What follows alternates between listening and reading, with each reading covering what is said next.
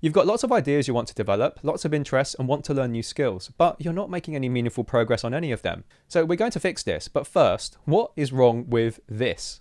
You wouldn't eat it, let alone buy it, right? Not exactly appetizing. So this will make a lot of sense in a moment. The problems. You've got lots of interests, but you're constantly finding yourself spread too thin. You have lots of unfinished, half-baked projects. No useful skills or results to show for your efforts. And you know you need new skills to open up opportunities. Otherwise, you often end up being stuck. So that's the relevance of the bread here.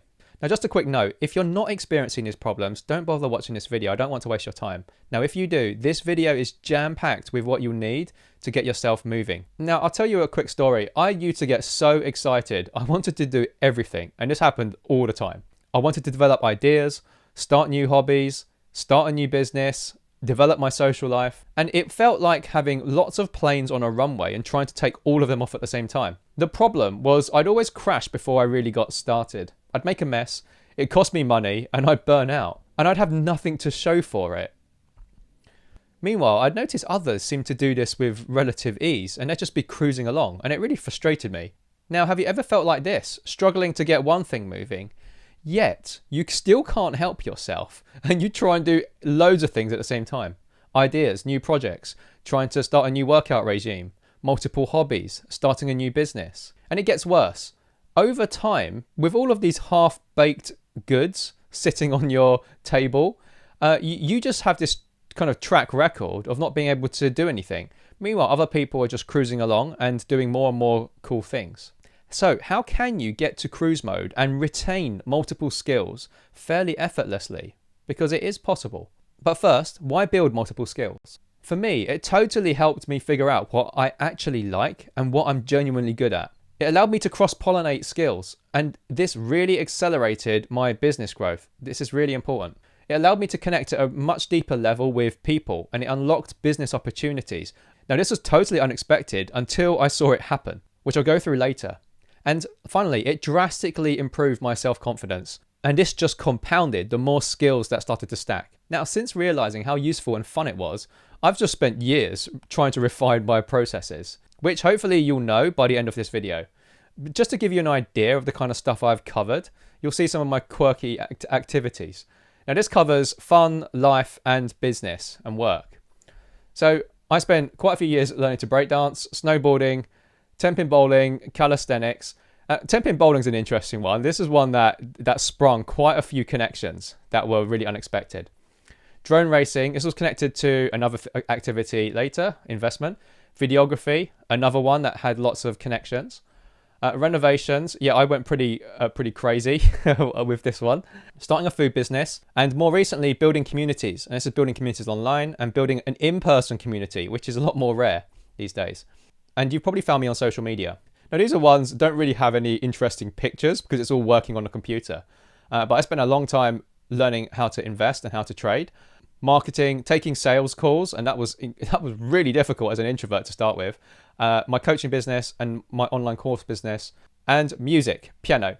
Now, a lot of these I was working on while I was in my 9-to-5 job, and which continued when I left. Now, as a bit of a byproduct, I started working with clients, and they were asking to do similar things too. So we were working on lifestyle, hobbies, so gym, jiu-jitsu. This is Joe, and we were trying to grow his new business and his social account from 0 to over 130k, and that's while he had a job and another business at the same time. A career change. Now, this always requires multiple skill acquisitions, which is really difficult. Writing, podcasting, presentations, and these are some more interesting ones that I'm working with more recently with people, so I'm super excited about those ones. In a previous video, we discussed the need for sequencing your skills, which I'll link up above, hopefully, and we'll be picking up from there. So this is what we're going to cover. The key to building effortless skill, how to stop learning so inefficiently, because I see that a lot. 3, practical consistency, because a lot of people talk about being consistent, but don't find ways to make it practical to mesh with your lifestyle. 4, eliminating beginner errors. This is a big one. 5, when to quit or double down. This question is raised quite a bit, right? You know, which projects should I continue with? Which ones do I need to let go on? Which ones do I need to really push hard into? Or which ones do I need to lean into? How to prioritize your projects, which ones to pick first, and when to add your projects. This is pretty crucial because it also involves how it all collapses if you get this one wrong. Now, I've thought pretty hard about this, and these are the things that you should leave this video with if you watch it all the way through. How to stop overcommitting yourself all the time. Some advanced focus systems, which I call high grade and low grade focus. An insanely obvious learning trap nearly everyone falls for. I call it the learning fallacy. How your intuition is sabotaging you, especially beginners, and I call this newbie naivety. How to change some of your limiting beliefs. How you can use your unconscious processing to accelerate some of your learning. How to learn fast while maintaining a good work-life balance. And how to make the whole thing a little bit more fun. Now, just the last piece, I'll be going through some advanced tactics in the second half of this video. Now, we'll be covering some advanced tactics in the second half of this video, and this will be how to strategically layer and combine your skills, how to multi-thread your skills. So that's how to do them how to do them in parallel, how to prioritize them, how to multi-thread your skills. So how to run things at the same time, and how to create extreme multi-skill value. And this is where it gets really interesting, because we're going to talk about how you can monetize things and how you can really separate yourself from everyone else. Now, just a quick warning. I'd only do this after you've completed their foundation work. Why? Because this can actually exacerbate the likelihood that you'll crash. That's why I've left it in the second half. It's only the most hardcore people will actually get to see this. Why do you keep failing? The problem. Most people take off too many projects at the same time, trying to learn everything at once. Now, I know this firsthand because I am really prone to doing this. The key, it's all about sequential learning. Now, we did cover this in a previous video, but I'll give a quick recap. Here, this is your skill level, and you want to get up here at cruise altitude. Ideally, you'd want to get there really quickly, but we know it's going to take some time to get there. So this is what we accept, but the reality, this is what actually happens. There's like a curve here. It's pretty flat for quite a long time, and then it starts to increase. Now, we might buy into this if it wasn't for this problem, the energy effort curve. What it looks like is this. This is you trying. Yeah, this is the effort you're putting in. It's very front loaded. It all happens at the front end. Now, again, see my other video, which I'll hopefully link up here. It's a bit like trying to take a plane off. You need to get started. Very difficult, full throttle, seatbelts, everything, and it's pretty intense. And then you go up through the clouds, very turbulent, very bumpy, very difficult. And then eventually you get to this point, which is the unconscious habit. This is what it looks like along this curve. So I want you to imagine this. When you start, it gets really difficult at the beginning, very front loaded with your effort, and then the energy required drops away. Now, I'll give you a hint to some points later. It's like being in a new job. Who to ask for what, where the departments are, and how all the systems work. But one of the big keys in this is we need to understand what the components are of this big lump. If we know all of the components of this, this will really unlock a lot of secrets to shrinking it. Most people get to this point and then they fall. This bit is nearly always hard no matter what skill you're trying to develop. And we're always saying, that was exhausting and totally unsustainable. Now, a quick note here. Your brain is like a prediction engine. The more attempts you make, the more this becomes permanent. This is a really big problem, as you'll find out shortly. Now, this happened to me so many times when I tried to start a business. I keep doing this, I keep failing. And it really started to make me believe that I was never going to be able to do it. Now, at the same time, with this curve, if you quit around here, you've got a very insufficient skill level. It's all the way down here. And so you end up with lots of these half-baked projects.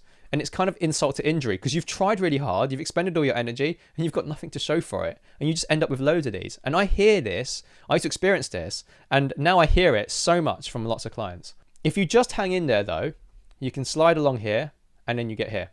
So habits start to embed in your mind. It becomes an unconscious process, and the effort experienced really drops away. Now, a quick note. Do all the charts look like this? No, there are important other shapes, which we will be covering in the advanced tactics later, but I just want you to use this simple one for now. So we want to start climbing up this skill curve until we get up here. So we achieve the skill we require, and we become a highly skilled and competent and valuable person in this domain. Meanwhile, we also experience cruise mode, where it's effortless and fun. So in terms of graphs, we want to try and get this point where you see the crossover. This is really, really important. And this is what we're going to be basing a lot of this around. It's not as easy as it seems. So how do we get past this? Remember, the goal is to get here. You really, really want to get to this point. This is where you experience effortless mastery. Why do we never get here? Well, we have some obstacles. Our friend Arnie here. There are 3 key obstacles we're going to go over. One, initial friction. Two, energy. And that's both the work you do and the emotional energy it consumes and time. And so we see some symptoms from this. Initial friction usually results in a lot of procrastination. Consuming all of your energy too soon leads to a lot of burnout. And taking too long to get here will lead to boredom. And in this stage, this difference, this yellow arrow shows the difference. If we are here, we put lots of effort in, but we have very little output in terms of our skill level. So it feels painful. It's frustrating because it feels like wasted effort. This is much harder to endure in real life. It's all well and good seeing it in a graph form, but experiencing this of trying really hard and not having any results is really painful. This happens to me every time. And this is really bad in some of the sports I've picked, especially things like breakdancing. And there was a situation where I threw a plastic dumbbell at a mirror because I hated seeing myself trying to dance and I just couldn't get the hang of it. And we just get into this state. It's so hard. For contrast, if you can get to this point, you feel like this, where you have that effortless mastery. Little effort in, very high output. It feels fun, enjoyable, you feel like you're in the flow, and it's really fulfilling. It's that kind of experience where you go out with someone who's an expert in their field and they can just play around with it, yet they're still 10 times better than you. So what is the obvious mistake here? Sabotage. Let's explain. So what happens is you try and load all of these projects at the same time and then you end up quitting up here. Well, no surprise. You're struggling to do one and then you get yourself all the way up here. Now there's a counterintuitive trap that keeps us in this pattern, and that's why you keep doing it. It makes us look like we are intentionally sabotaging ourselves. So don't forget this, because we're going to come back and explain this a bit later. If you do it well, it will look like this. Energy managed in the first one, and then you quickly stack the next one, and then you quickly stack the next one. And you end up with multiple competencies achieved. And this is keeping it simple, and your skills can keep growing with fairly little input. Now, when you get to this point, you have the ability to start cross-pollinating your skills. Now, a quick example is how starting a meetup for introverts led to making really viral content. And I'll just explain. So I was trying to create this in-person meetup in my city in the UK. It was to allow introverts to socialize, which may sound like a contradiction in a sense, and it kind of is.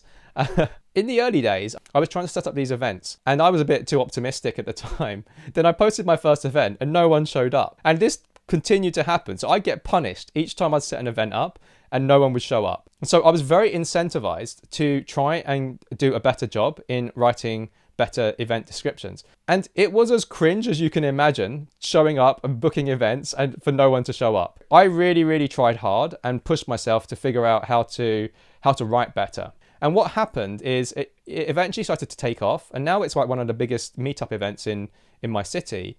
And we have kind of, it's about 3,000 members in there, and we have hundreds of people show up at our monthly events. What I did was when I started to create content, I realized I could use a lot of the frameworks from writing the event description for my business. And I didn't make the connection at first. I realized the frameworks were really useful, were really useful there. And it was all about relatability and resonance. That is what really helped explode a lot of my content in the early days.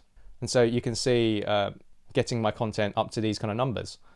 We really need to make it through this, the initial period. Now, an important note, when you switch over from one project to the next, this timing is really crucial. If you get it right, you get really efficient and you can start compounding lots of these skill sets. If you get it wrong, you could end up collapsing the whole thing and then you end up at back to square one again. So we'll go over that a bit later and how to make sure you do it right.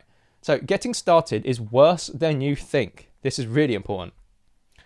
We're going to talk about initial friction now. We underestimate the effort needed at the beginning. This is what we think it looks like. This is what it actually is. Our brains often underestimate the experience. It's worse when it's new and unfamiliar. We struggle to empathize with the person who has to execute the thing, as opposed to the idea. In another video, which hopefully I'll link up here too, I talk about the strategist versus the performer error. And it's why when we're making plans, it's kind of easy in our head, but we don't take into account what it's like to do this in real life. And we'll go into the details about why this happens in the next chapter. But it's why we overstack and overcommit, because we continuously underestimate this. And we get really frustrated by this. because we expect to put in less, but it takes so much more, and we ultimately make less progress. It's like this feeling here, and we eventually get it moving, but it's exhausting. So we make this error and multiply up with each project we add, and this is where the problem compounds pretty badly. So it looks like this, and then we end up quitting here. No surprise, it all collapses. I want to add this point, and this is about the mental game. It totally messes with it. Before you know it, what happens is your little airport becomes known globally for crashing. This is how your beliefs are formed. When you continuously crash these planes, the only evidence you have are plane crashes, right? I experienced this so many times. Honestly, I felt like my motivation was going to get me there, but all it did was put more planes on the runway, and then I crashed them all. And so you end up with this. You just a track record of crashed planes. It will mean in the long term, your planes will be grounded for life. It looks like this. Yeah. We don't want that. Now this comes back to this chart here. What happens is you end up with this, a track record of all of this, and the separation that you get from the people who manage to do it well. They go up this way. And this is where it gets, and this is where you get the big separation of different people. Now, if you get, I'm going to give you a little side note here. When you are taught by people who are really successful, sometimes they can forget what it was like to be down here. Now, if you've been, depending on how many failures you've been through, it can be really hard to get started again because you might be starting from down here. But we'll come back to that. So unfortunately, it often means it's especially hard if you're new or coming off failures. You need to stack the odds in your favor. You cannot afford to keep making these errors because it actually makes it worse. We need you to focus on the one thing first. But how much do I need to do? For how long? And why is this even the case? So we're going to talk about the energy input. And a bit of maths for you. We need a way to quantify how much energy we need to put into this. Now, I'd always recommend, if you can, try and speak to someone who's got experience in the domain that you're working in. Then you can estimate how much resource, how much energy you're going to need to put in. You can either get that direct or get some guidance from books or courses. Beginner courses are great. If you go into it blind, you're very likely to get this wrong. A rule of thumb, though, if you struggle, 20 hours is a fairly good place to start. That is deliberate practice as well. It's very domain specific, but it will give you a good start. Now, there is a book on this. It's called The First 20 Hours, How to Learn Anything. I really, really recommend this. But if it's going to take you 100 hours to read, take the summary. You can look it up online. But if you spend a good 20 hours deliberately practicing, you can get to a fairly good competence by then. Now, there's a counterintuitive error to be made here. There's this thing I call newbie naivety. You don't know what you don't know. If you imagine trying to you see a weed on the floor and you pull it, your thought immediately is, oh, it's not going to take much to pull it. You forget, or you don't realize that there's really deep roots because you cannot see them. If you've never seen a weed before, you would be well within your right to think that it would take nothing to pull it out. Obviously, if you know weeds, you know how deep the roots can go. It's the same thing with learning what it takes to get good at something. Nearly every activity or skill set has a version of this. Now, this is newbie naivety compounded. You just think each of your projects are like this. These are like those little weeds sitting outside with really deep roots. It's not like this. This is why most people don't ever make any meaningful progress. They totally underestimate the energy required for real progress. I've done this so many times with things, and I must admit, I still make this mistake now and again. If I feel I'm at risk, I always try and check in with someone. So energy input. What is this? This looks and sounds like a lot. There is a systematic method to reducing this, which I'm going to go through step by step. Most people don't think about this. Now, the only reason I've kind of done this is because I've just become obsessed with trying to figure out how to make this work better for me, so I experience less pain, because I don't like going through this any more than you do. So our trick is to make this smaller. We're trying to do this. We're trying to compress it. But we need to know what's inside it. So why this lump? Okay, here we go. It's all about this. Efficient learning. So remember this chart, effortless mastery. This is where we're trying to get to. Now we're going to dive into phase 1. There are 2 critical stages we must understand before we can become efficient and to avoid the common mistakes nearly everyone makes. So what is stage 1? I call it disorientation. Imagine being blindfolded and dropped in a new city that you've not been to. How would that feel like? What sensations would you go through? What thoughts and feelings? Or imagine starting a new job, like we touched on before, or learning how to drive a car for the very first time. What is it like? Your brain gets completely overloaded with new information. So you're not even focused on the task. This is important. Brain overload. Your brain's unfamiliar. And what happens here is your brain it can't use any existing patterns it has in its head. It's like starting from scratch for each action. When you're learning to drive a car, everything you touch, there is a process that you don't know and you have to learn. And it can be really, really overstimulating. So you get overwhelmed, anxious, you experience discomfort and get exhausted. Now, this is where another counterintuitive error occurs. Remember I said how this chart can look a lot smaller. You're thinking, why would we think that every time? That's pretty stupid, right? Well, no, it's because our brain doesn't count this admin. Because the current operations that you're running in your life, you've already mastered the admin, all of the stuff you've done. If you've learned to ride a bike, if you've learned anything, the first time you used your phone, you didn't know where things were, how to get into the apps, how to get into settings. But now you do. You can do it. You can do it with your eyes shut. So your brain doesn't count all of those mental processes. And so it has this bias. When you do something new, it's like you forget, right? You forget, or you've forgotten all of those processes you have to learn. And the harder the thing you're trying to do, the more complex it is, the more of that admin that you're going to discount. Now, in this lump, much of it is not progressive. You're not learning. When you're learning about how to open the settings on your phone or your app, you're not making anything useful. You're not doing anything productive. You're learning these background processes, but they're all necessary. For example, if you start a new job, orientation might be, who do I ask for IT? Familiarity, how do I use this software? You can't get started doing any of the content in the software until you know how to use it. Technical, how do I use the camera? I remember when I first got my DSLR, I really was excited to start shooting. I had to spend about 2 months trying to figure out how to use the camera. And I would still get everything wrong. Everything would be out of focus and everything would be dark.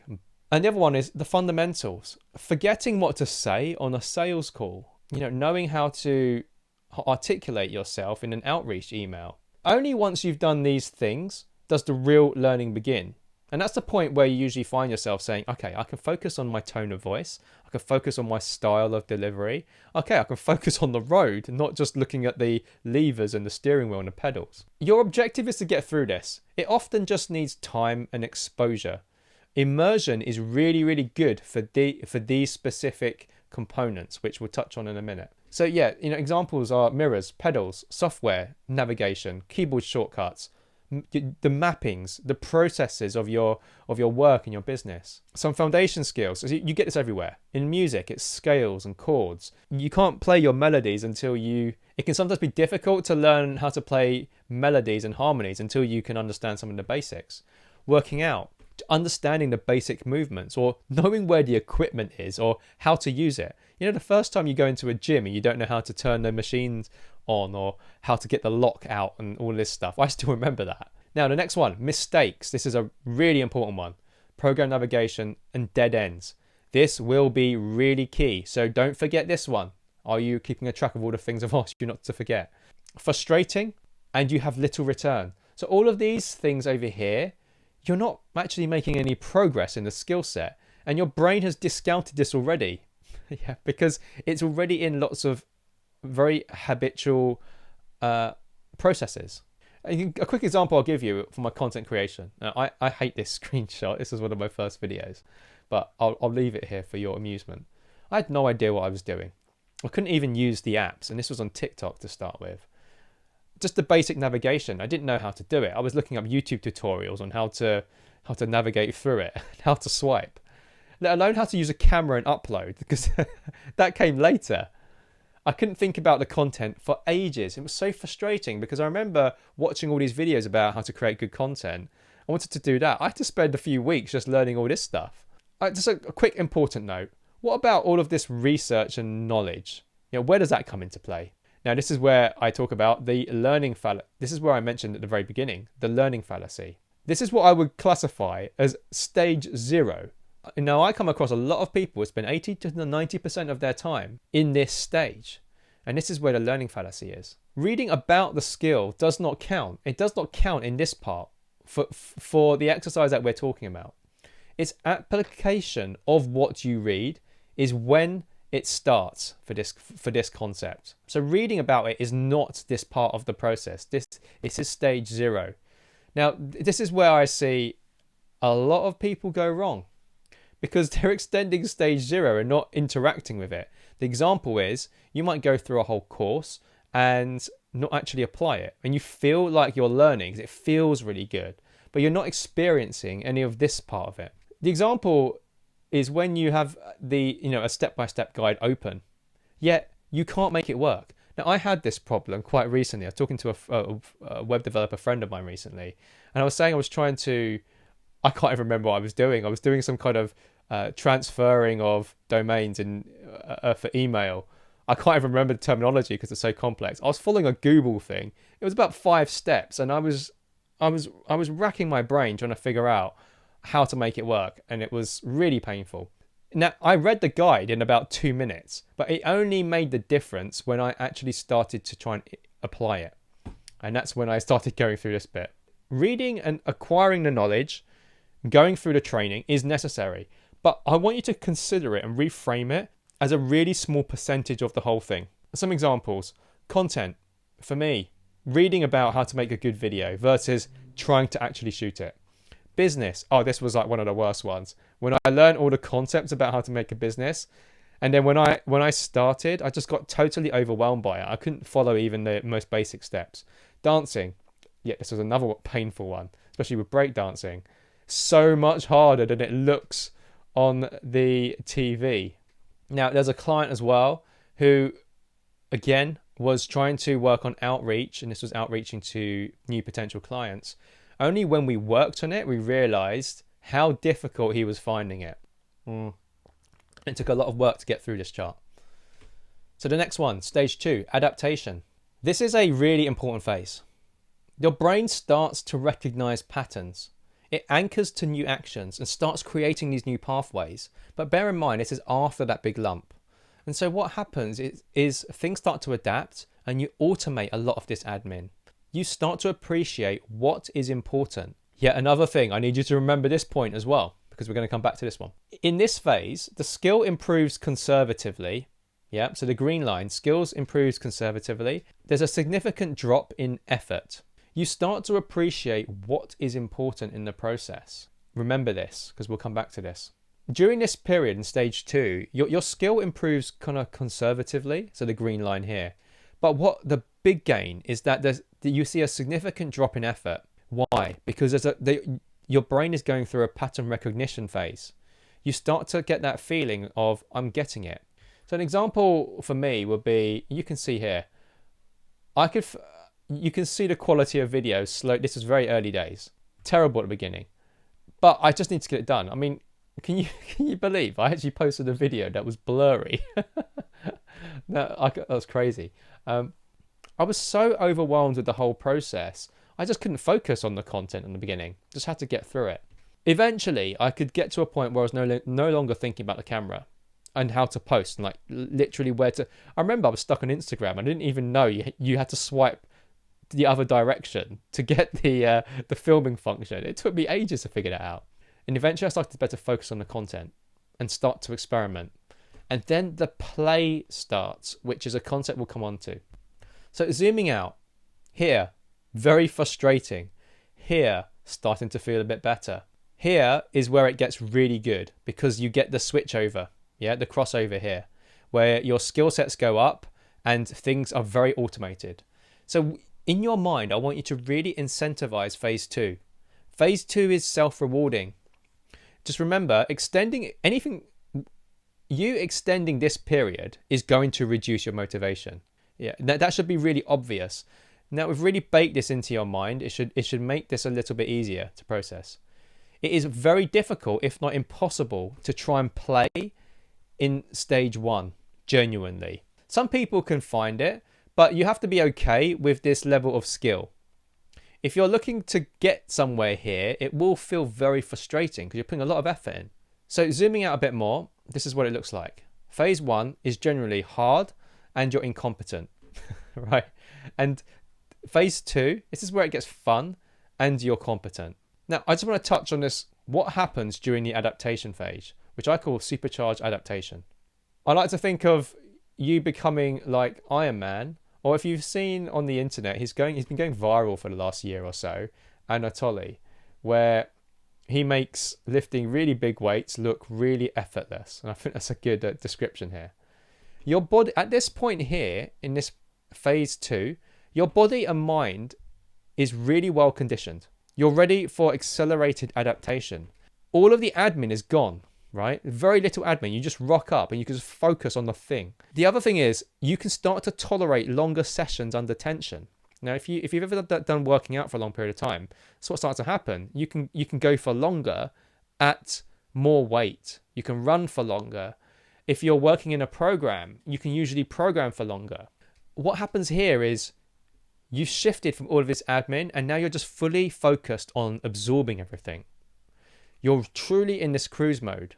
Now, I remember this happening to me as I continue to go. This is my content. I became more playful with it. I started experimenting with props and it was actually really fun. And you can see the views are quite a good metric as a way to show the competence here. At the beginning, I was only on like tens of views and slowly it crept up. For someone who hated being on camera, I genuinely started to enjoy it. Again, another thing we'll touch on. So the quest for phase 2, get efficient. How do we optimize getting through phase 1? But before that, a quick side note. When to decide if you should pursue an interest. This is really important. Your perception of enjoyment, if it's for you, can change over time depending on where you are. Hopefully will be fairly obvious to you. Your experience will influence your feeling. This can be a goal. What we're saying is it's very easy during this period to say, you know what, this thing, not for me, not interested. And then when you get here, you're like, I love this thing. It's really fun. And that's why you hear this thing about people. There's quite a lot of debate around whether you get passionate about things or whether you find interesting things. One thing about this is this mechanism just changes that level of enjoyment. Now, one thing to think about is this could be your goal is to just get here, to get to competence, to find out if this has legs. Why? Well, you might only be in this phase for a couple of months. If this happens to be a hobby, a business, a project, or a change in direction in your life, it's likely to last for decades, multi-years. Why would you not want to check whether that's true or not? Right? If you made all of your decisions in this point, you could be completely ruling out this thing, which could be lasting for years. This happened to me with so many of those activities that I do.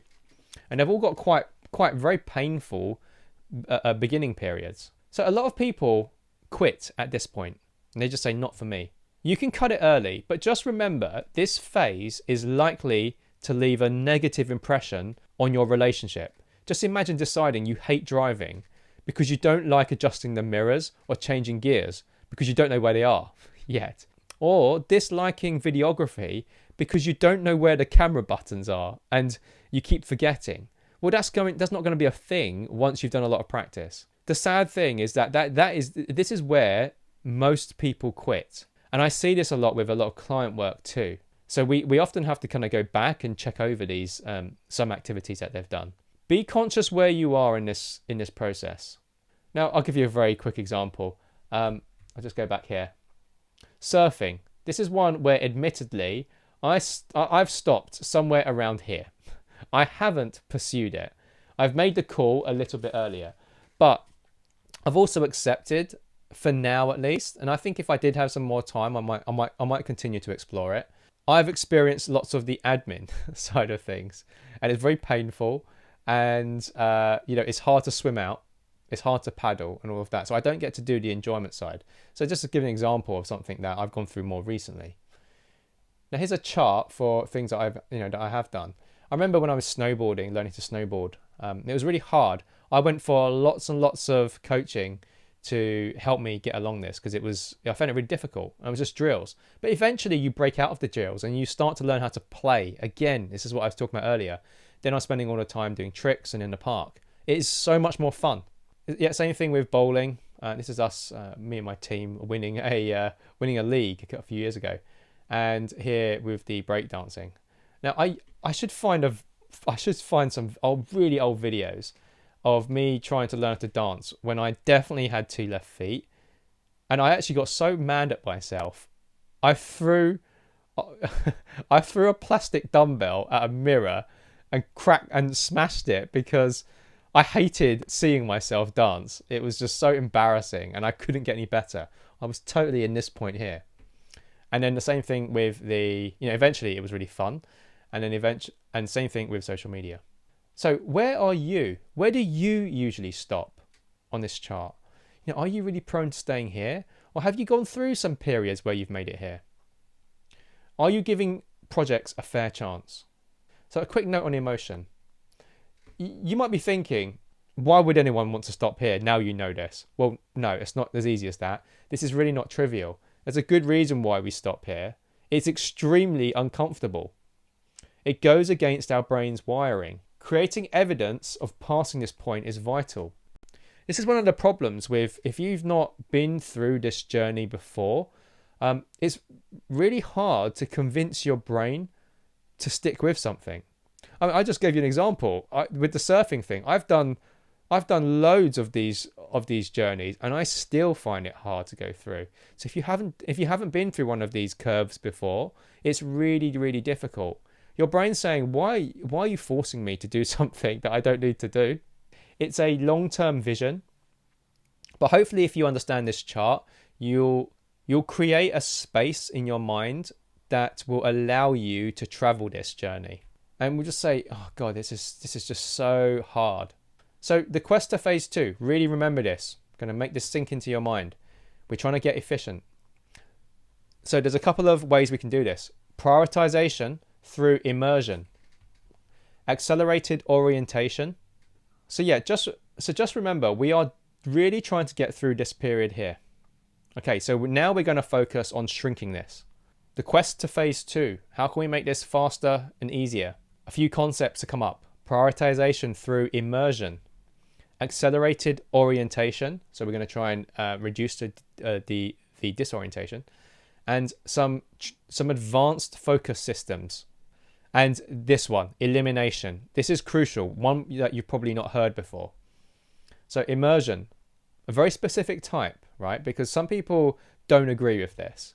But I'll tell you where I feel it really does apply universally.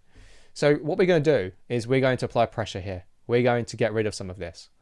Immersion gives us effective exposure. Focus on one thing, eliminate switching cost.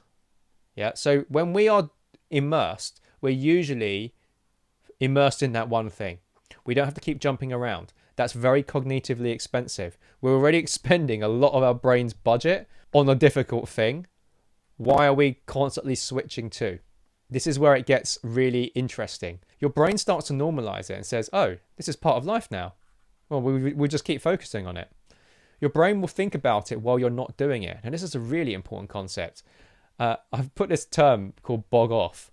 When I used to work in a supermarket when I was a kid, I used to have this thing of buy one, get one free, where you buy a packet of chicken and you'll get the same one for free. I like to think about this when you're in immersion mode. When you're doing something a lot, when you switch off, your brain will often start processing things when you're away from it.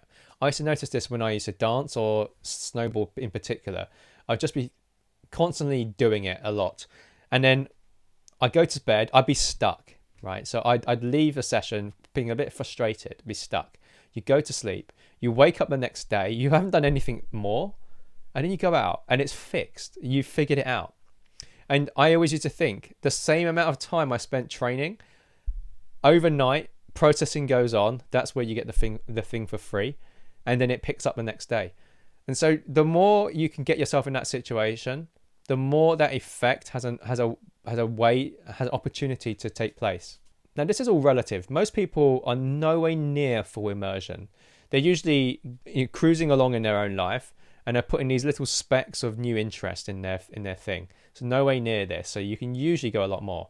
If you can start working your way toward a bit more immersion, you'll see a rapid increase in familiarity and orientation. Yeah. So those specific things, these early ones here, this is less about the deliberate practice for now. An example is, imagine navigating a new city around a hotel. If you're living there every day for a couple of weeks, how quickly do you start to recognize all the streets around you? It happens pretty quickly, doesn't it? If you went there once every month, you'd probably forget each time. So that's like the difference. So you're asking me, what if it's not practical to immerse yourself completely? I hear you. We'll cover that in a moment. And it's actually a really important piece. But first, what is the effect of increased exposure? Now, what happens here is, as we increase immersion, what happens is learning doesn't increase yet. At the very low side of the scale, our brain deprioritizes the action. It's saying, oh, we're not doing it that often, so I might as well not allocate any resources to it. Keep increasing. There'll be a switching point where it starts to take it where it feels like it starts to take it seriously. Yeah, most don't give enough to start, so you don't experience a lot of that deep learning because you're not giving it enough exposure. An example might be going to a thing once a week, fortnightly, monthly classes. Now, I'm definitely guilty of this too in some activities where it's not been possible, and I experience a punishment too. If you keep going though, there's a period where you start getting really diminishing returns. You keep increasing the immersion, and your sense of learning doesn't actually increase that much. So there's this area here. Now remember that, okay? It's not practical to commit my life to this new hobby or this new project. Yep, that is a very fair point. So what we see is this: convenience, practicality on this side. At the beginning, as you immerse yourself, it's very easy to live with. It doesn't disrupt your life. But then as you increase the immersion, suddenly you can't squeeze it around your schedule. You actually have to start changing your schedule for it. It becomes more and more inconvenient. And then suddenly it becomes really inconvenient, somewhere around here. Then if you keep going, it starts taking over your life. And what happens? It becomes very impractical. So most don't want to disrupt comfort. We're just creatures of comfort. We like to reside in this point. This is why we always stay over here. It's difficult to move your life around it. And an example would be, if you go to any type of class, music, sport, dance, learning languages or anything, you might take a class. It's very difficult to find time to practice. You have to kind of create these little windows and carve out time to practice. So we can often end up staying here, even if you're taking lessons. We need to get it somewhere along here. We can combine those two together, this chart here and this chart here, and you will get something like this, an optimal chart. This is one I've created where you gain the benefit of accelerated learning. Yep. So where the immersion starts to kick in and your brain goes, oh, this is our new thing, right? You're taking this pretty seriously, but not so much that it compromises your existence and then you're doing everything about this. It's being sustainable with your life, but also extracting this new brain capability. Over here, it's easy to do, but not enough. And your brain deprioritizes it. And on this side, it's great. You got lots of immersion, but it's inconvenient. You get diminishing returns and it compromises all of your other habits. Therefore, it's unsustainable, which means that you probably won't do it. And this is why people burn out when they just keep going to this side and then they can only do that for a couple of weeks and realize, a good example, I've seen this with clients where they buy one of those nutrition packs where you got to eat 8 meals a day and you do that. And they can do it for the first week and they realize, oh my God, I've got to do this thing every day for the next 6 months to lose my weight. I can't do that. It's too inconvenient. I've got things to do. I've got kids to look after. Yeah. We want to try and, in an ideal scenario, you'd be up here. In a realistic scenario, we want to operate here. So I think about an optimal one.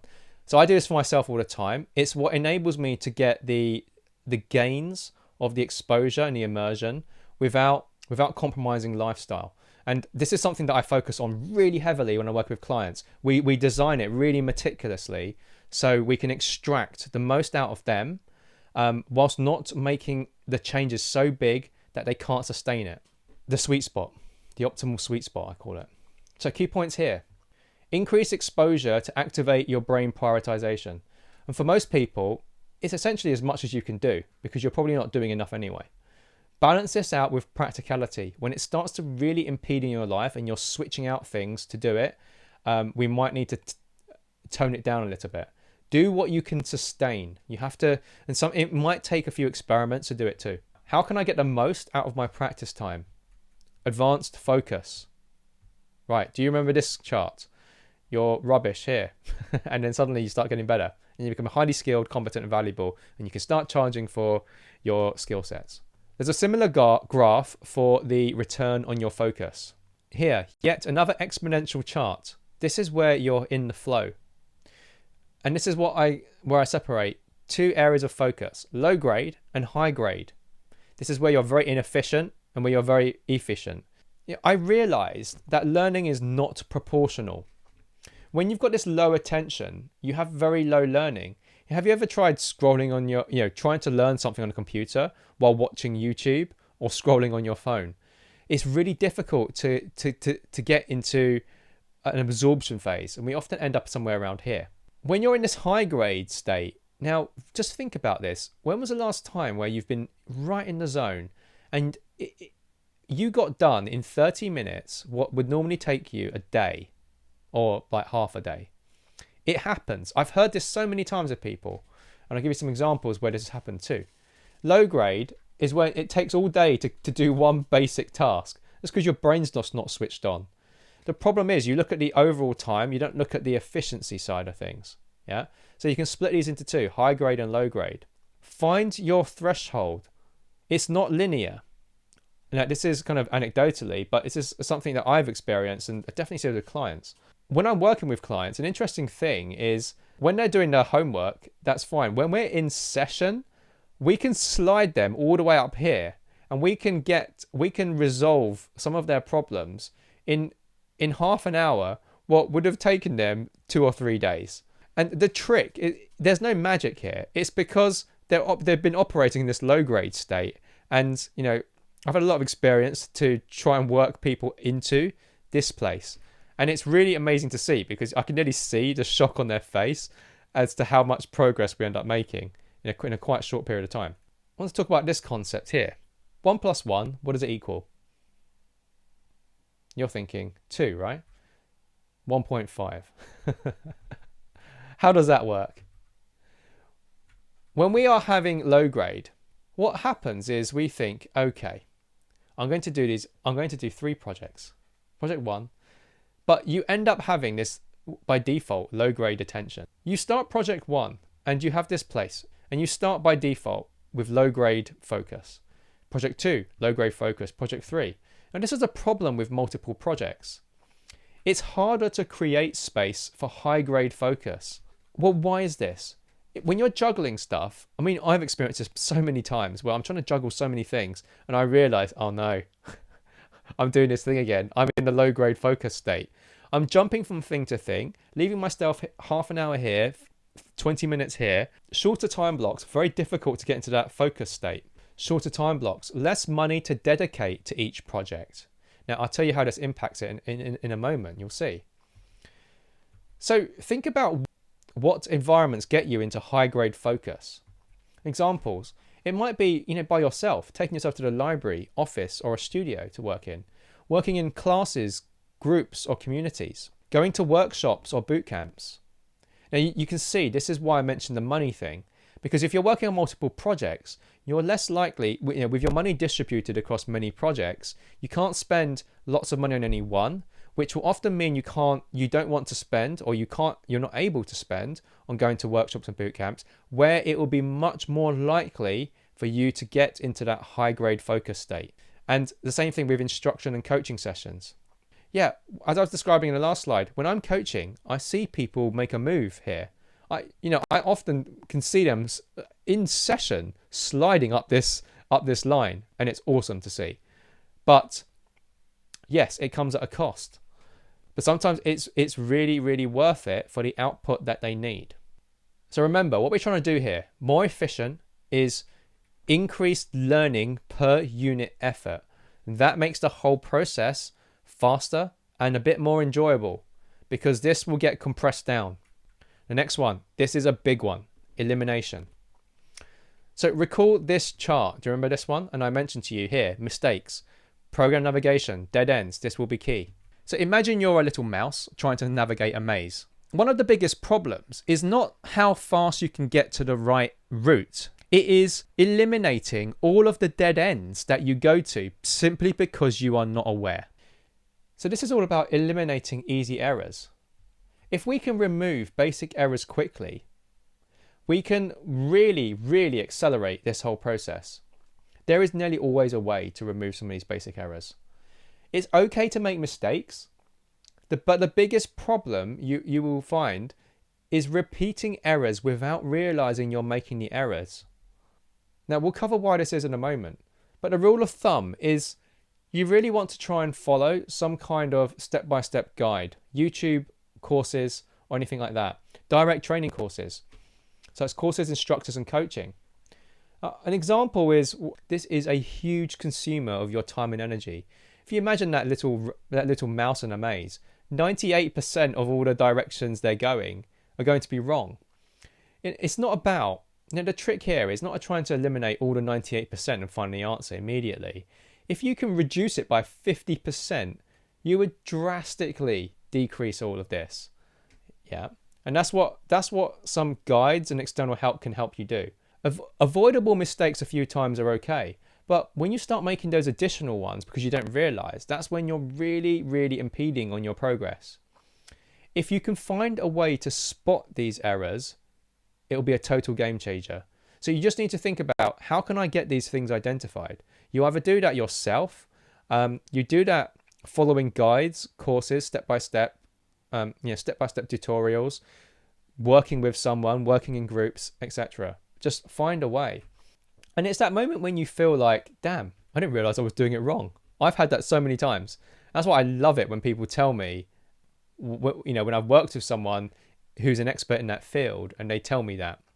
Or you watch a tutorial and then they say something that you're like, oh my God, that's exactly what I was doing. And that's why it wasn't working. I had that loads when I was learning how to do video editing with a Premiere Pro. Intuition is the enemy for beginners. Why? It's often wrong. Example is, so with bowling, I became a coach. And when I was helping people bowl, one of the issues that we discovered quite early is your brain optimizes for power. Why? Because it thinks very in a primitive level, oh, you're trying to throw this heavy lump really far away from you. So I'm just going to do everything in my power to help you. So I'm going to swing my body, run at the thing and swing. But the sport requires you to be consistent over time. Yeah, so it's not a one thing and done, and it's with accuracy. So this is how it happens. It happens everywhere. It would be a bit like running a marathon. When you start to run, your brain goes, oh, you're trying to run away from the start line as fast as possible. Okay, I'm going to make you sprint. Well, clearly that's not the right thing to do. You need to pace yourself. But your brain might tell you the first time that you do it, run really fast. I had this same thing with snowboarding and dancing. Classic thing is, right, you want to get down the slope, so we're going to make you do this thing, right? Which is always the wrong thing. And it's always against the technique, which you then have to undo. So many dead ends. In the early stages, you don't know what you don't know and what won't work. How long should I give everything? Take-off blocks.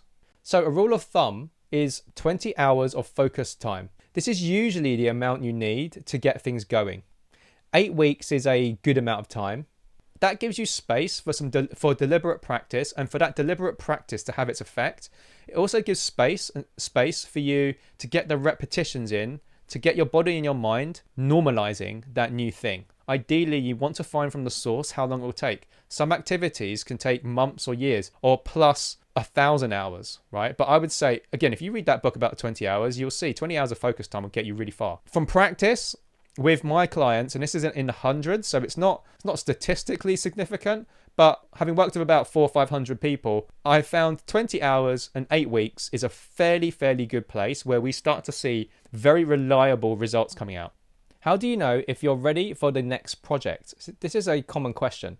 Signals when to add more projects to your life. The first one is when it feels easy to show up for the current project you're working on and you have additional energy available to deploy it somewhere else.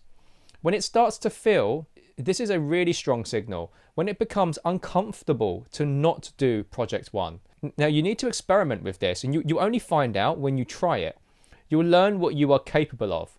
An example is, so I started going to the gym really early in the morning, and after a while, I would wake up, and if I didn't go, my body would say, "Hey, James, what's going on? Why aren't you moving around and picking up things and putting them down?" So that's an example of when I felt ready to move on to building a new habit. Sometimes you can take small planes off simultaneously. So if there are small ones, which we'll go on to in the advanced section, you can start doing things at the same time. But we'll come on to that. What order should I stack my projects? This is a very common question. How to pick which to do first. So you've got lots of projects, right? Lots of things you want to develop. You want to start learning to code. You want to start learning to draw. You want to start a business. So each project will have their own version of the chart. They'll have their own effort curve and they'll have their own skill curve. Now they do actually change in shape, which we will go through later. So some suggestions are: look for which one excites you the most, so you'll have more motivation to do it. Which ones you're most likely to get over the hump. If the hump is really big, it may be too difficult to start with, and that it doesn't take too long. If one of these projects is going to take you 5 years and you don't get to experience the benefits, well, you have to put all of the other projects on hold for a long time. So ideally, you want to try and do shorter ones first. Remember, you will compound your skills. So if you do a shorter one first, you can use the skills and the process and experience you've got from that one to apply it to the next one. That's really important. So you may well end up picking project 3 in this case over project 1, which may now require you to do a swap, and that's okay. Okay, we are ready to go to the advanced section. Now remember, these are advanced tactics, ones that you will need to have done a few attempts at the other curve for this to really pay off. Right, we will start easy and then we'll get progressively harder. Multi-threading your skills. This is what I like to call dual learn.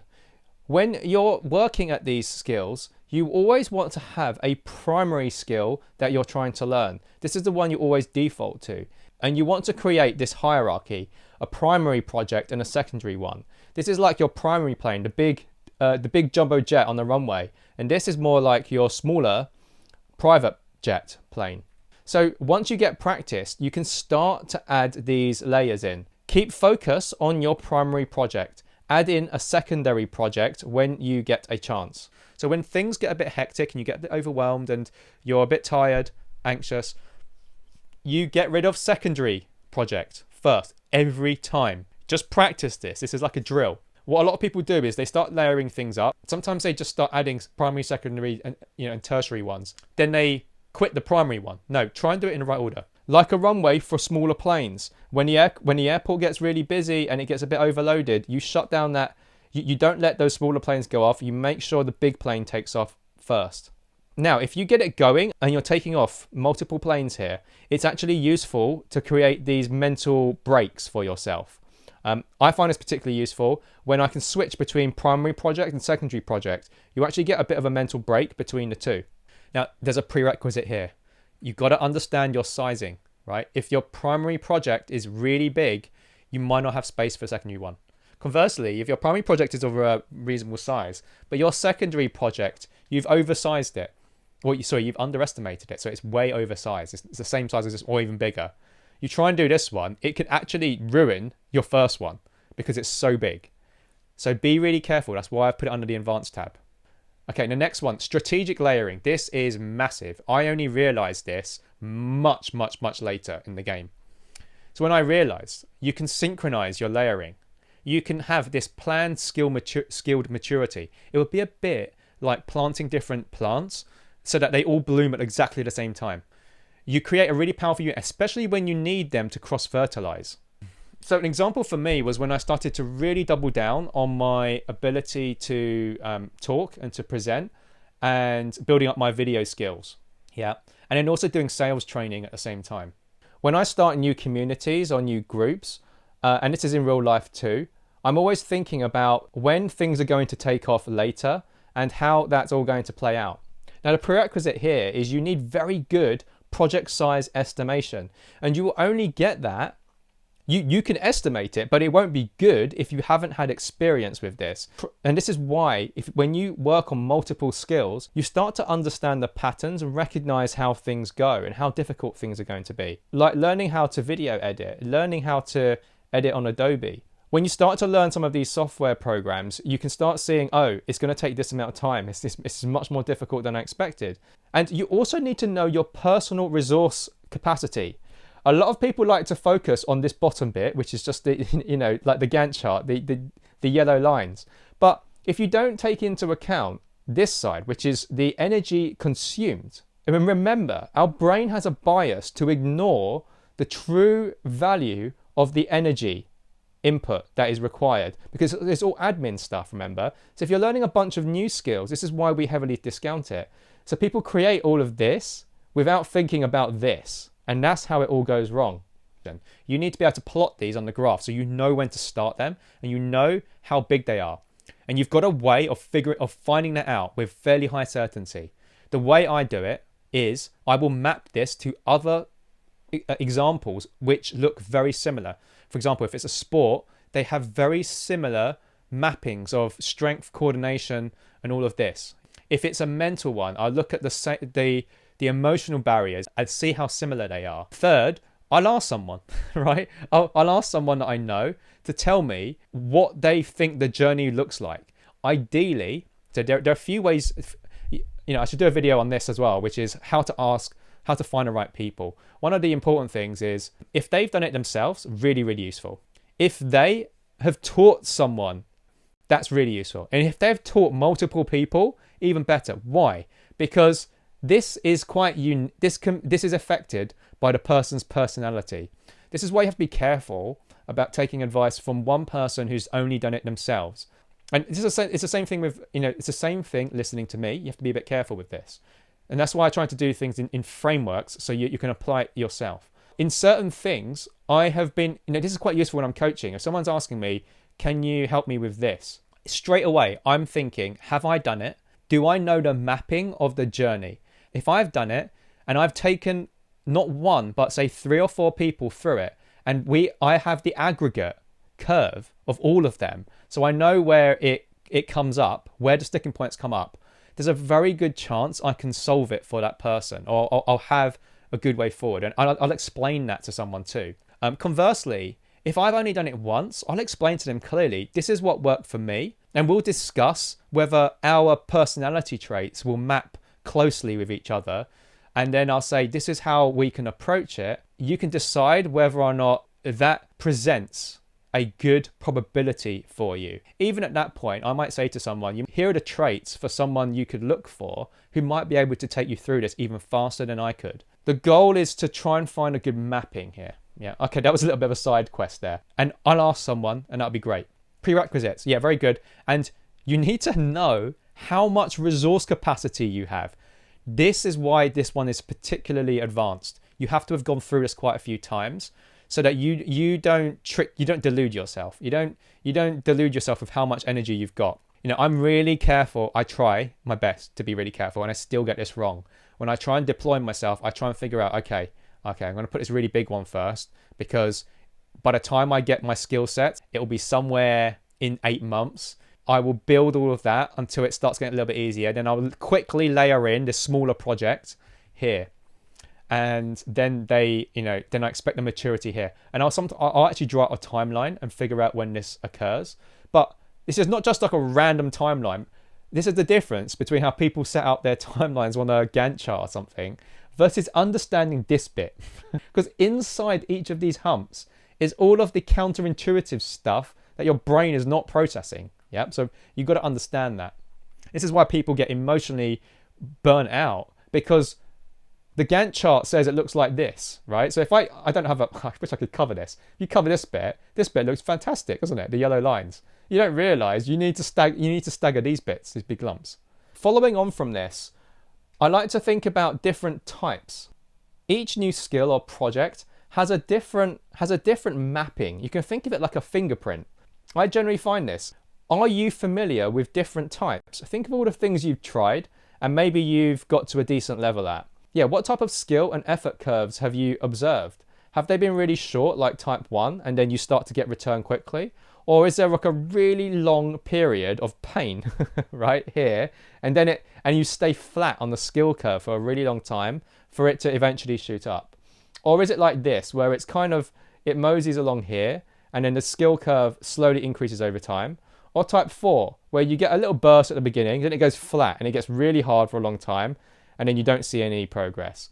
What activities have you seen like this? Now, the more skills you try and go through this, the better you will see this. I generally don't find anyone talk about this. They just, it's very off the cuff, and you only get a feel for this when you speak to people who are in industries, and when you're actually trying it.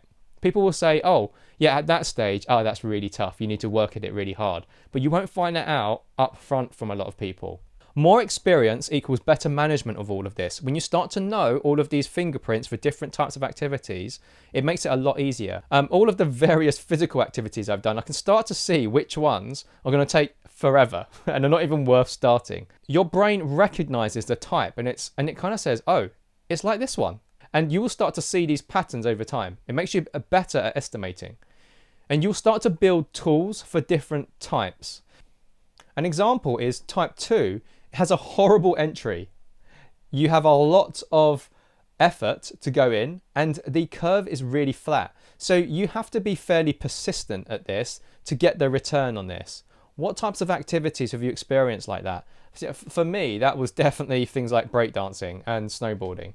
Type 3, you have this kind of gradual curve, and it goes through this. Now, if you want to accelerate it, you could take some coaching from, this could be a sport or anything, and it will help you accelerate and get you through this. It's quite a long time. This effort curve is a long time, so you can reduce, there's a lot of area under this curve, so if you want to shrink it and make it a little bit less painful, you can try and get some help.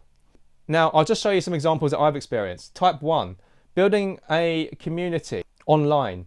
This, for me, felt like a fairly short and intense one. I did this earlier this year in January, and started to build up from there. And you start to get the returns quite quickly. And it required putting up quite a lot of intense work at the very beginning. Yeah, type 2, this was definitely breakdancing, for sure. It was horrendous. And like I mentioned, I threw a plastic dumbbell at a mirror because I hated seeing myself. That's how awful and difficult it was when I started. Type 3, yeah, I definitely noticed this. You start getting returns and it's fairly gradual, but it took a really long time, content. And type 4, this was snowboarding. So this is me snowboarding, trying to do backflips. And what happens is you get the basics going, and then it levels off, and you could just stay there. Lots of people do. And then I decided to take some coaching at this point because I really wanted to go further and start getting into tricks and jumps. And it got really hard at that point. But then that's when I looked to take some extra external help. So I went to lots of workshops, boot camps, and coaching to do this. And it was really fun, but it was really hard. I could have just stayed here, by the way. It was absolutely fine. What is your emotional tolerance like? Again, this is something that a lot of people don't talk about. People just dismiss it and say, just do it. Well, no, that's why a lot of people get stuck for a very, very long time. Yep, type 1. You can think about all the different projects you've done in the past and think about the type of curves you have and think about what type of traits you would need to get through it. So type 1, pain and discomfort is intense but short-lived. The reward comes in good time. So if you've got eyes on the reward, you can put up with a lot of pain up front. And this could be a few weeks, right? Or even up to a few months. It suits someone who can tolerate intensity. Type 2, pain and discomfort is high and very long. The reward is flat or zero for a very long time. It suits someone who can tolerate pain with no reward. So you can see a lot of people talk about this very binary approach of you just need to be able to sit in there and take no reward for a very long time. Well, yes, that is their experience. They are probably a type 2 type of person. You can learn to get there, but you might want to train yourself up by doing a few more of these to train yourself that the reward is worth it. And then as you get better and stronger, you can start moving towards type 2. I definitely found that. It was definitely easier to try and do activities that were more type 1. And then I'm like, okay, I'm up for trying a type 2 one. Dancing, snowboarding, Oh yeah, drone racing. That was an interesting one. I had to learn how to build the drone, and I blew up so many components trying to learn how to do this. I very nearly gave up after spending lots and lots of money building these things. Every time I finished one, just as I plugged the battery in, it'd blow up in my face. And then I have to go and order all the parts again. And then I took out my drone the first day, put the goggles on. I took it up for 4 seconds and it crashed and I lost it in a field. And I spent 2 hours trying to hunt for it. It was really, really horrible, the learning experience. And I remember a few years ago, I went to my first little race course and joined in. And it was like the most fun I'd ever have. This one often has an insane return. So if you stick with it, you can really, really get the benefits of it. Now, this can often have an insane return. Why? Because your competition are giving up here. So there's going to be less of you. So there's less supply of people who have this skill, whatever that skill is. If there is demand for this skill, you're going to be, that is how you can command higher prices. So people who stay really consistent with things for a really long time, like Twitter, like social media, doing long videos, staying with it for hundreds and hundreds of videos, you get these type of returns. Now, the next one, when is the skill good enough? This is quite an important one. So we can think about the skill assessment. So we can think about skill assessments. What do you want out of this skill? If you just do a skill for the sake of doing a skill, that can be really fun for sure. But at some point you do want to think about where you would like to get to.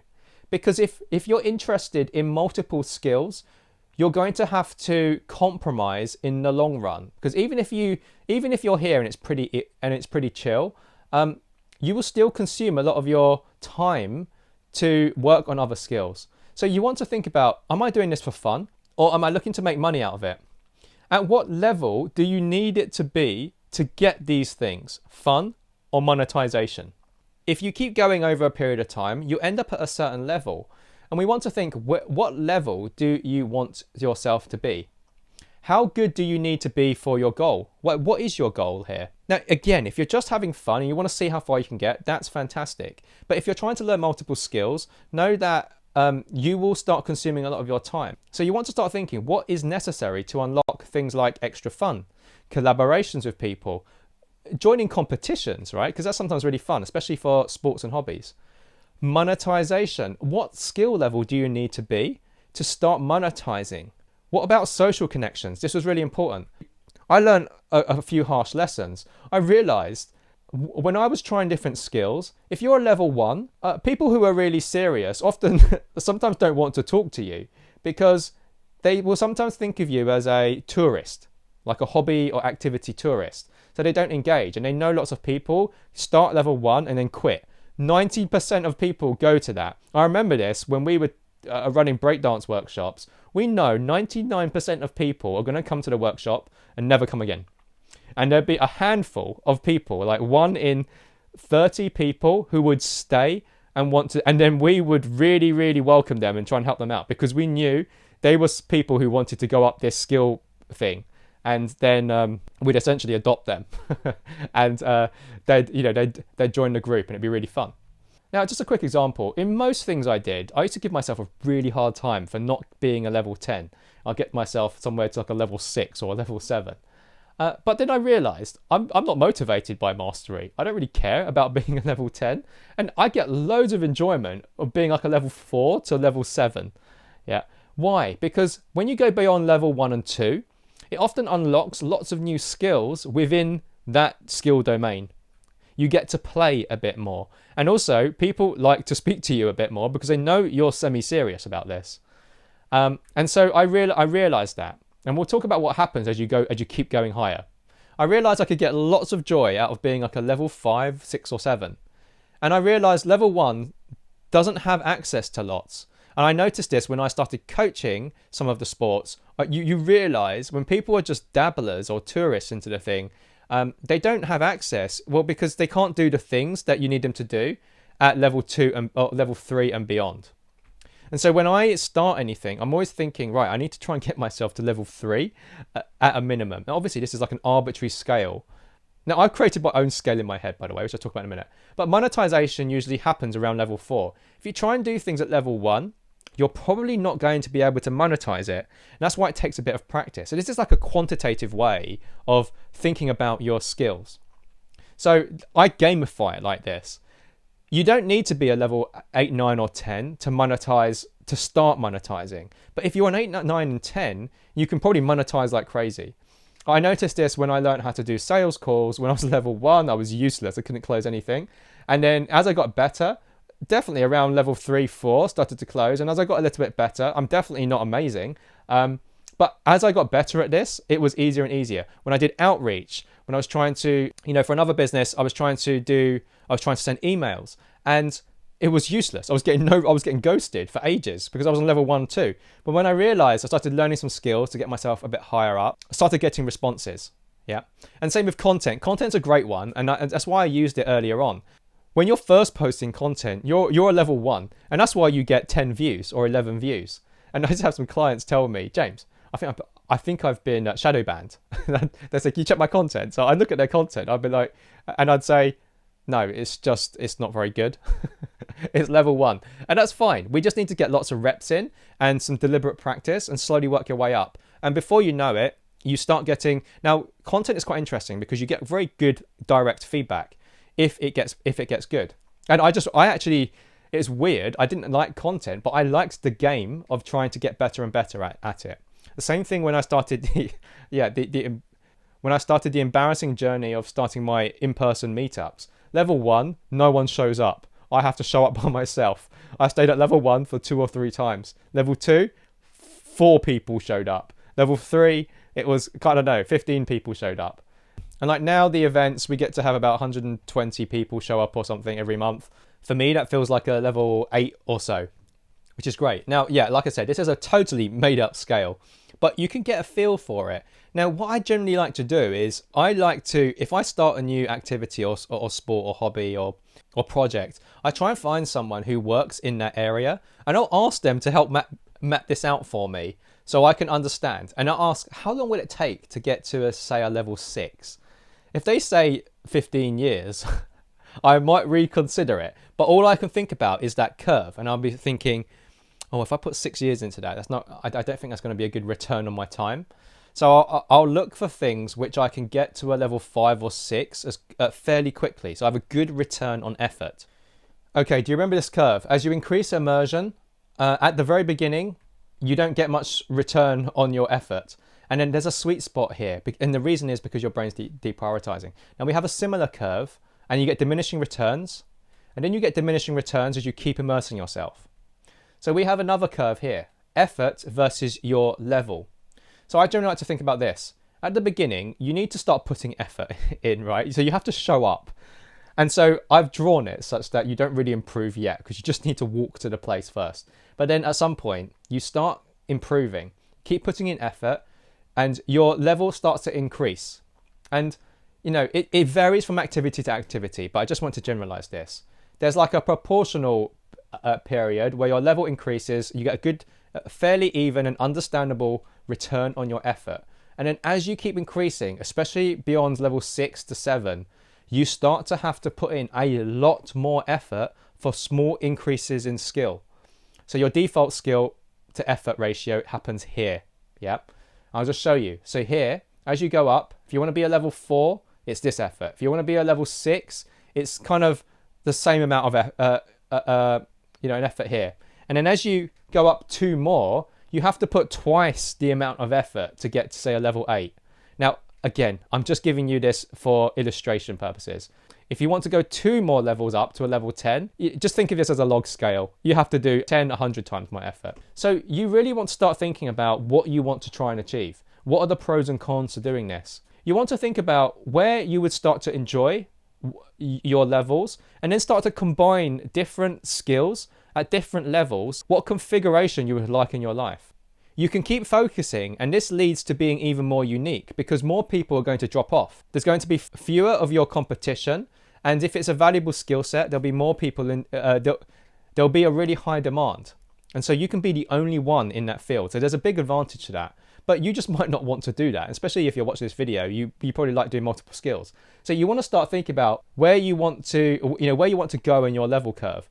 Now, for me, I like to think about where does it start to turn? Where does the curve start to tail off and you get diminishing returns? Now, I don't really want to go there. Then I might go about 70% that way. And here, you usually get this nice place where you get to unlock lots of the fun that the technique and knowing and being able to play inside the skill affords you. Anyway, I hope that was useful for you, and I'll see you in the next video.